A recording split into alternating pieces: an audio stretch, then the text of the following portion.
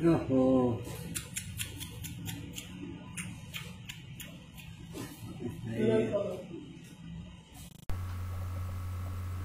Boa noite, meus amigos refrigeristas. Você aí que acompanha o nosso canal via YouTube. Estamos aí hoje na data de 18 de julho de 2018 e vocês acabaram de ver um vídeo de um acidente ocorrido na área de refrigeração, onde um dos nossos companheiros acabou saindo andando e um outro companheiro desapareceu do vídeo.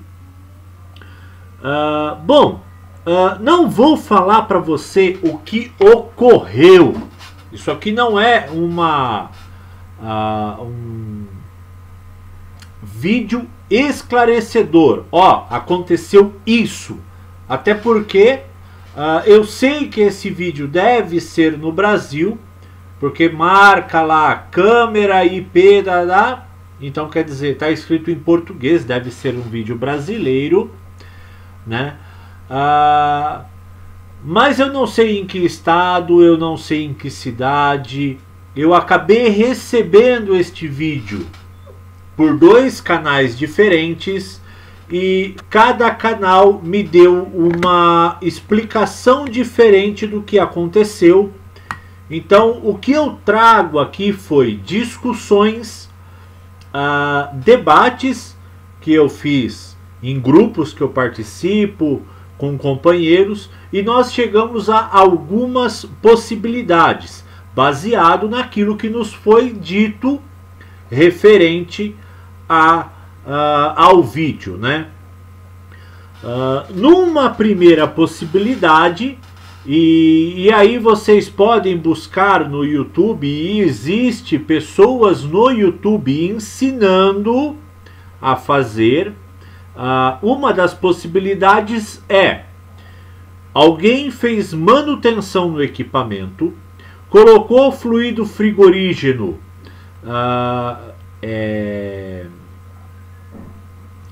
classe A3, fluido combustível, na realidade seria GLP, não é nem fluido frigorígeno, é GLP, mas ele pode atuar como um fluido frigorígeno, mas colocou GLP dentro da máquina, e esse rapaz do vídeo estava fazendo manutenção e a máquina explodiu na cara dele. Esta é uma possibilidade. É uma possibilidade que pode acontecer porque nós temos aí vídeos no próprio YouTube ensinando como fazer carga de fluido frigorígeno em equipamento com GLP, tá? Então é sim uma possibilidade. Segunda possibilidade, e aí a possibilidade que é um pouco mais complicado de nós entendermos, né?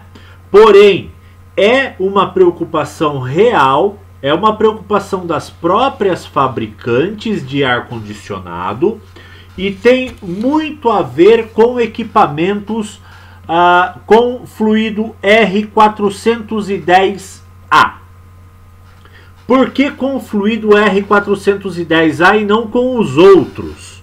Alguns amigos aí recebeu, é com máquina inverter. Não, eu não me preocupo só com a máquina inverter. Me preocupo também com as máquinas convencionais que trabalham com o 410A, com o R410A. O que acontece? O fluido R410A, ele é um blender, né? O que é um fluido tipo blender? Ele é uma mistura de gases. O 410A, uma mistura de 50% R32 e 50% R125, né? Não nos preocupamos com o R410A porque na garrafa dele vem marcado fluido não inflamável. Fluido não inflamável, R410A. Isto confere positivo, isso confere. O R410A, quando em sua mistura total 50-50, ele é um fluido não inflamável. Porém, vamos pensar num vazamento de fluido frigorígeno, tá? Nós temos um blender. Quando começou a se trabalhar com o R410A, falava, vazou, remove todo o fluido e faz uma carga nova. Não se pode completar. Por que isso? Porque são dois gases. O R125 ele é um gás com um ponto de evaporação mais baixo que o R32. Então vaza o fluido R125 e fica o R32 no sistema. Até aí nós desbalanceamos o fluido e ele perde a sua capacidade, termodinâmica. Onde vem o problema? Houve essa fuga, o técnico, o mecânico, ele resolve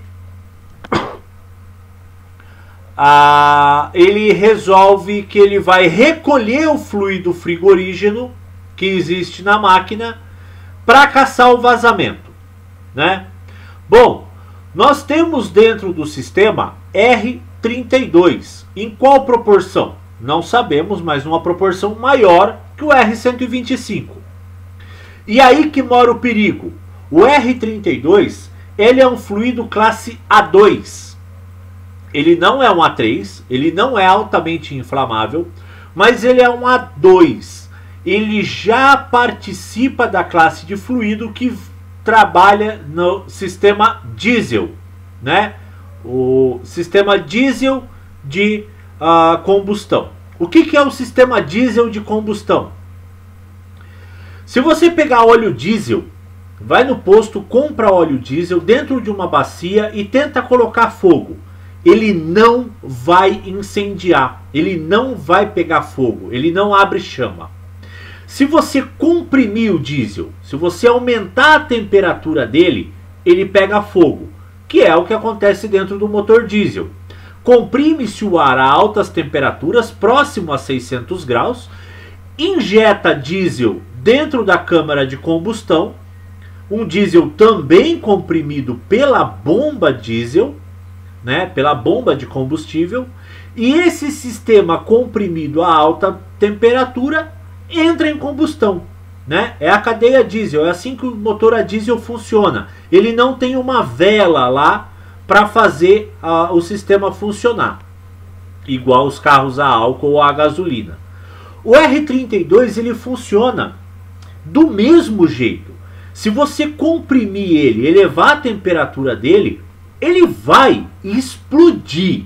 Ele não vai pegar fogo, ele explode, tá?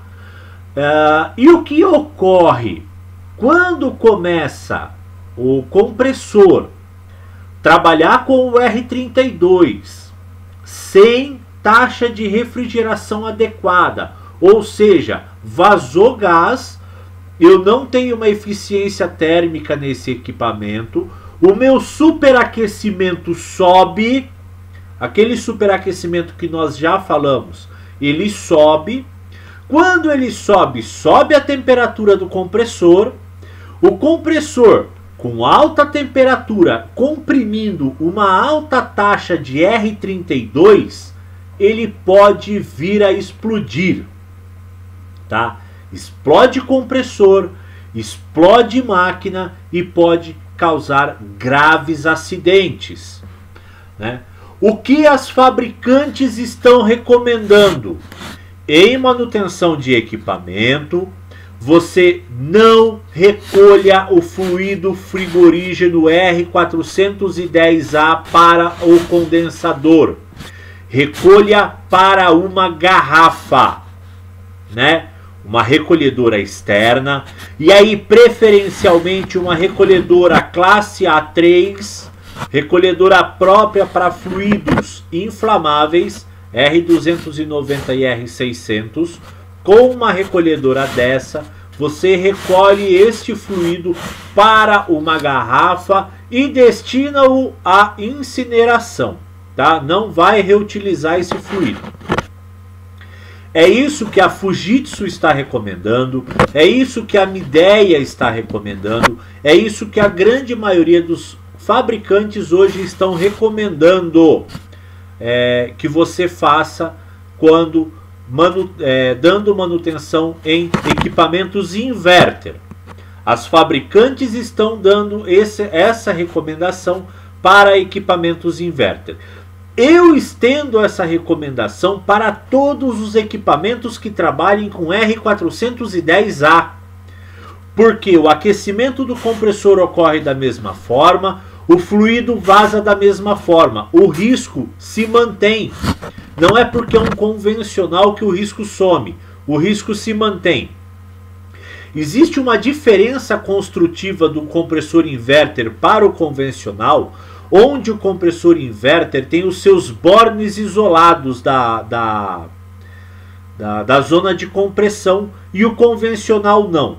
Então a zona de borne do convencional é uma zona um pouco mais frágil. Porém, ela resiste à mesma pressão que a outra do compressor inverter. O compressor inverter trabalha com 600 PSI, o compressor convencional no 410 vai trabalhar com pressões próximas, né? O fluido trabalha com pressões próximas, não é o compressor que determina a pressão do fluido, e sim o fluido que determina a sua pressão operacional. Então, o borne do compressor do compressor convencional, quando para operar em 410, ele vai resistir às mesmas pressões. Então o risco é o mesmo. Então eu faço esse alerta que quando for operar com compressores R410A, não importa se é um compressor convencional ou inverter, você, se tiver fuga de fluido, teve fuga de fluido nessa máquina, ou se você não sabe se teve ou não fuga de fluido e for recolher, recolha para um cilindro, recolha para algo externo, não recolha dentro do condensador para evitar riscos, tá? Então eu trago esse alerta.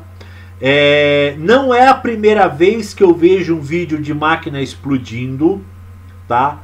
Mas é algo que está se tornando um pouco mais comum pelo que nós estamos conversando por aí com o pessoal. Então fica esse alerta aí para que possamos nos precaver contra qualquer acidente. Até a próxima, meus amigos. Espero que nada disso ocorra com vocês e nos vemos num próximo vídeo.